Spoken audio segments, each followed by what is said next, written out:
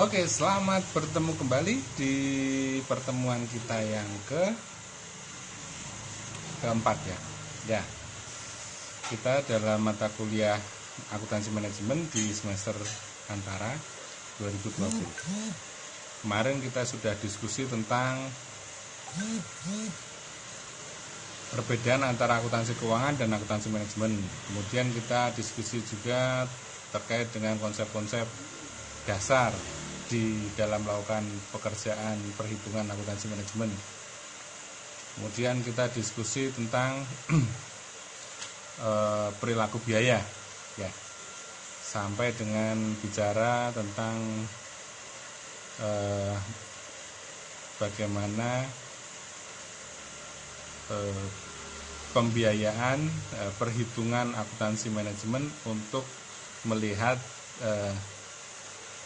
terkait dengan perilaku biaya, melihat break-even point ya. Oke. Berikutnya kita akan bicara tentang peran akuntansi dalam manajemen strategik. Ya. Di sekitar kita tentu kita lihat banyak perusahaan dengan berbagai macam aktivitas dan bidang usaha serta produksi yang berbeda, produksinya tentu berbeda. Maka kita bisa lihat mulai dari jasa, perusahaan dagang hingga perusahaan manufaktur. Nah, sebagai perusahaan sebagai pencipta kekayaan, maka perusahaan harus bisa menghasilkan laba. Untuk itu, supaya bisa menciptakan kekayaan, perusahaan harus paling tidak memikirkan 3 kegiatan utama ini. Yang pertama adalah mendesain produk jasa sesuai dengan kebutuhan pelanggan. Jelas harus dibutuhkan oleh pelanggan. Kemudian yang kedua, membuat produk dan jasa secara cost-nya efektif. Kemudian memasarkannya produk itu juga secara efektif. Berikutnya, akuntansi manajemen mengembangkan informasi keuangan bagi para manajer dan pengelola perusahaan untuk digunakan untuk pengambilan keputusan, sehingga perusahaan bisa lebih kompetitif di tengah persaingan yang semakin ketat. Kebutuhan informasi keuangan tentu dibutuhkan khususnya untuk memenuhi fungsi untuk melaksanakan fungsi-fungsi manajemen. Yang pertama, akuntansi manajemen itu harus bisa mensupport fungsi manajemen strategis yang meliputi identifikasi, implementasi tujuan, rencana tindakan, sehingga dalam hal ini kebutuhan informasi keuangan dibutuhkan untuk pengambilan keputusan strategis yang tepat terkait dengan pemilihan produk yang akan diproduksi, metode produksinya, saluran produksinya, sampai dengan bagaimana memasarkan sehingga barang itu bisa laku. Berikutnya, akuntansi manajemen juga harus bisa mensupport fungsi perencanaan dan pengambilan keputusan. Artinya dalam perencanaan ada beberapa faktor yang harus dipertimbangkan, yang merupakan kriteria dari suatu rencana, sehingga rencana itu bisa disebut adalah rencana yang baik. Artinya dia harus SMART ya, atau specific, measurable, achievable, realistic, dan time. Informasi keuangan yang dibutuhkan harus mendukung keputusan yang terus-menerus dilakukan dalam kaitannya dengan pengelolaan aliran kas, penganggaran, pembelian bahan, penjadwalan produksi, penentuan harga jual, dan pemindahan peralatan. Kemudian akuntansi manajemen juga harus bisa memenuhi kebutuhan manajemen dalam mengendalikan manajemen dan operasi. Artinya nanti kalau kita buat berakuntansi manajemen, menghitung sebuah perhitungan itu harus bisa digunakan untuk pengendalian maupun digunakan untuk kelancaran operasi. Artinya informasi keuangan yang dibutuhkan oleh manajemen harus bisa memberikan dasar yang baik, efektif, wajar untuk mengidentifikasikan operasi perusahaan yang efisien, memberikan penghargaan serta dukungan kepada manajer yang paling efektif sehingga mereka bisa terpacu untuk bisa melakukan pekerjaannya dengan baik. Kemudian berakuntansi manajemen, menghitung dengan ilmu akuntansi manajemen itu juga harus memberikan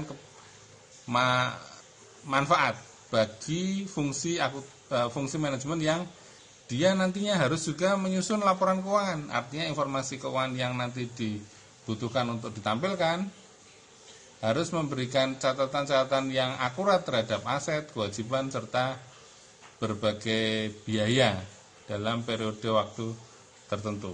Sama juga. Oke. Berikutnya, sehingga akuntansi manajemen dan manajemen strategis itu kalau kita lihat adalah fungsi strategis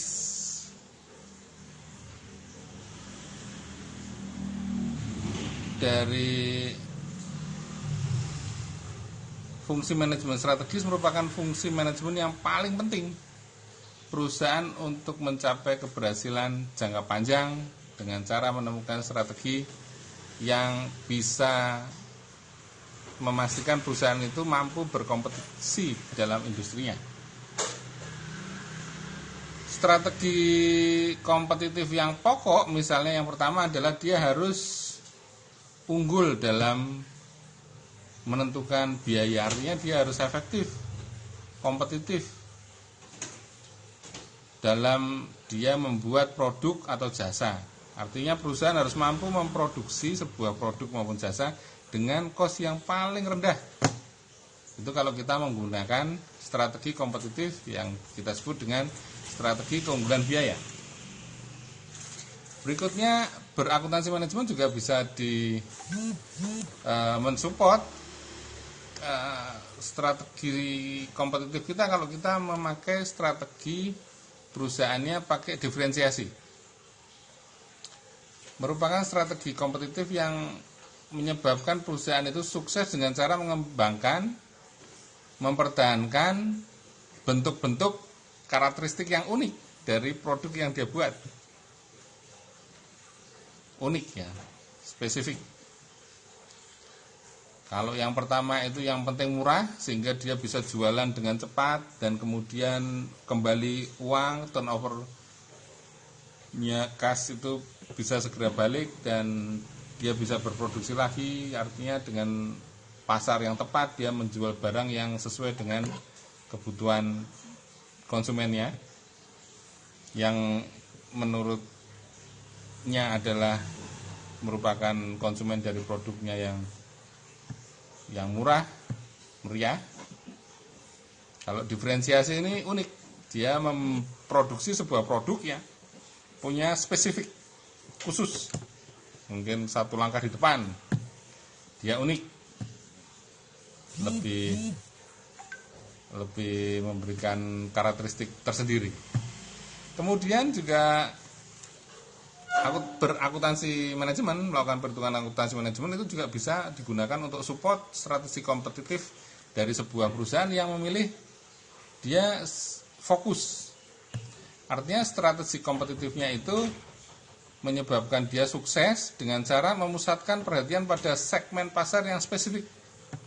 Memang spesifik untuk kelompok sasaran tertentu. Jadi semua pembiayaan itu secara akuntansi manajemen dihitung untuk bisa mensukseskan strategi kompetitif yang sifatnya fokus melayani sebuah segmen pasar tertentu. Nah, untuk dalam proses identifikasi strategi kompetitif, maka dia harus paling tidak melakukan 3 langkah. Yang pertama dia harus analisa SWOT, kemudian melakukan faktor mengembangkan ukuran yang relevan dan dapat diandalkan untuk faktor kunci sukses bagi keberhasilan perusahaan yang telah diidentifikasi sebelumnya. Kemudian mengembangkan sistem akuntansi strategis yang dapat membantu manajemen mencapai faktor kunci sukses keberhasilan perusahaan.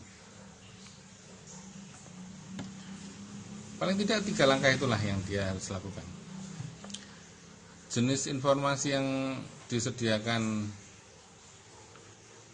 oleh akuntansi manajemen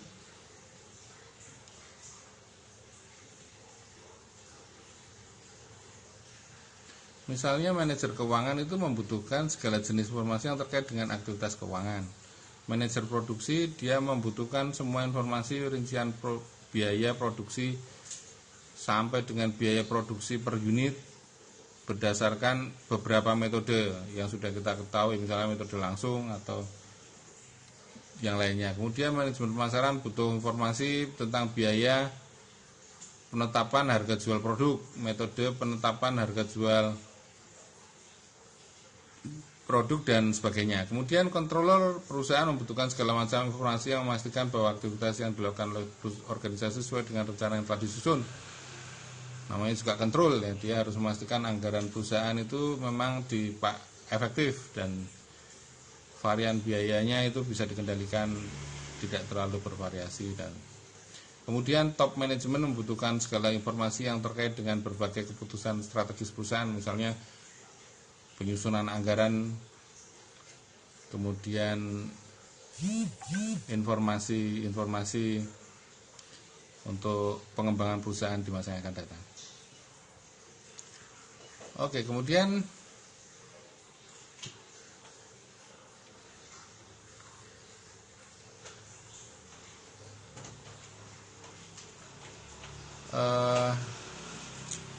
ini pertemuan kita nanti dilanjutkan dengan